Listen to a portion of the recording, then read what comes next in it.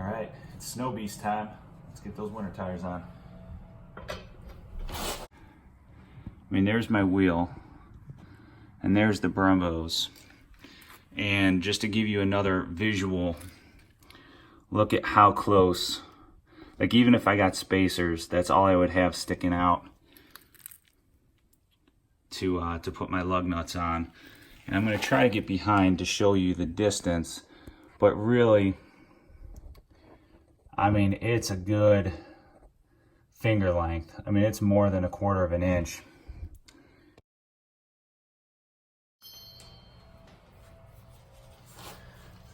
All right.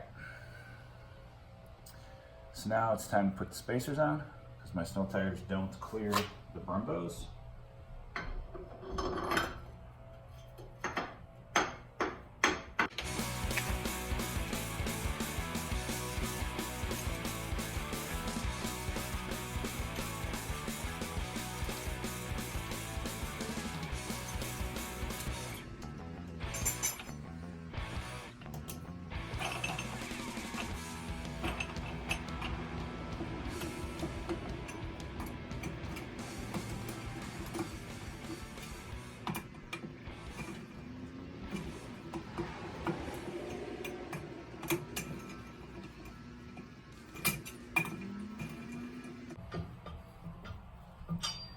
Now what I'm going to do is I'm going to go in the driver's side, and I have a piece of board cut to length to pinch between my brake pedal and an interior piece of my car, so I can properly torque these, because any amount of turning is just going to turn the rotor. So I'm going to go do that. I'll be right back. Now that the brakes are secured, I can go ahead and torque it to 130 foot-pound, which is what is in the manual for the non-SRT Hellcat models. So I'm just going to start by doing in a star pattern, just a little bit at a time, so I can get these equally tight, so I can get these equally torqued.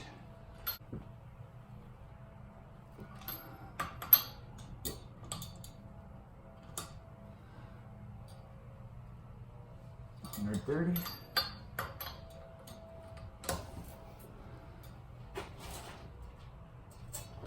130,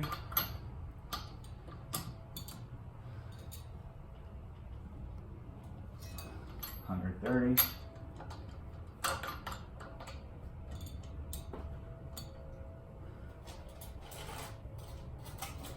And 130.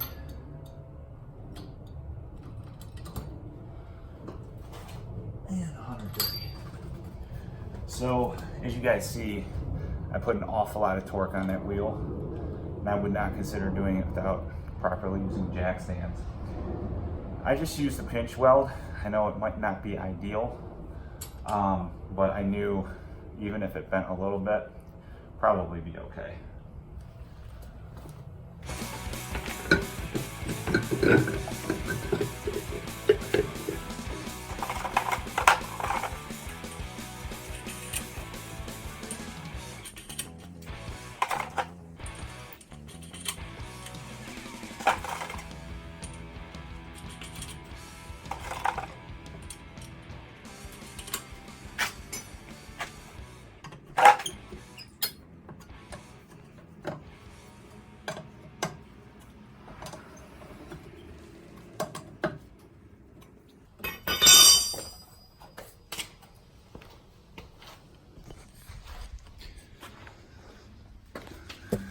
Alright, so now that the wheel's on, let's take a look at what it looks like.